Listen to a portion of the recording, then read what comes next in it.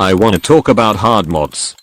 Now let me start off by saying that there's nothing wrong with making a hard mod. Friday Night Funkin' isn't necessarily the hardest rhythm game out there, so making a hard mod is understandable, because there are some people who need a harder challenge.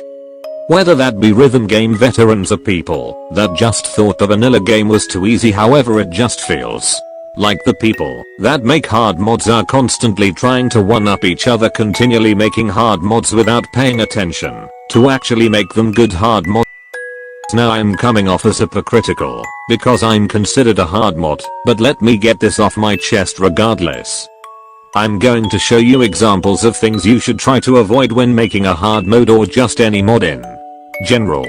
Example number 1. Setting a very fast scroll speed. Let's start off with this one. Setting a very fast scroll speed is very lazy and an unfair way of making your mod hard. Not being able to read what you're supposed play is pretty much bullcrap. It makes the note patterns way more difficult than it should be. If you want to make a hard chart, don't just default to making it the scroll speed super fast. It is a jerk move. Example number 2. Spamming jacks. Of course we can't talk about hard mods without mentioning jacks. Jacks are not very fun to play, or at least if there's an abundance of them. You can put jacks in your chart, but don't have almost your entire chart revolving around them. Be creative. Have more unique patterns. It will make the song a lot more fun to play, a lot more than constantly playing the keys twice or more.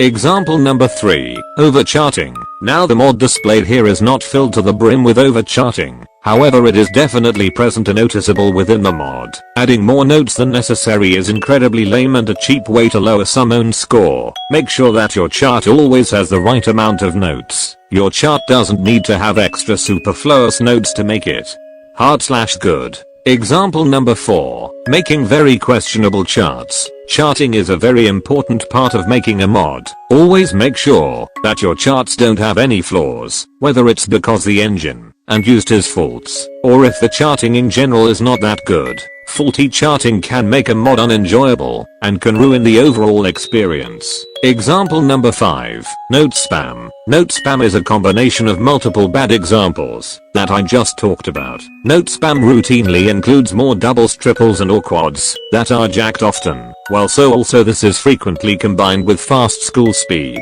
It makes a chart super stressful and causes you to miss a lot of notes, often making it feel like it wasn't your fault that you missed notes and then you could have them if this song was just charted normally. Note spam is very unfair and truly the worst thing you can add to your mod. Make sure to limit your doubles, triples, quads, and jacks. No, I'm not saying that you aren't allowed to like these mods. I like these mods as well, but you can like something while still acknowledging its flaws. So please don't be salty. If your favorite mod was in this post, I might use them for examples of what you shouldn't do when making a mod, but that doesn't mean that they're crap.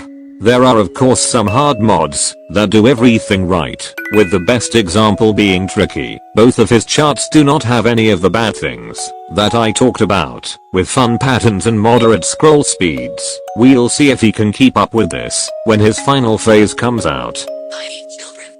This concludes my TED Talk. Thank you for reading all of this, and have a good day. From Zardy, Hot Corn Scarecrow Man, 2021.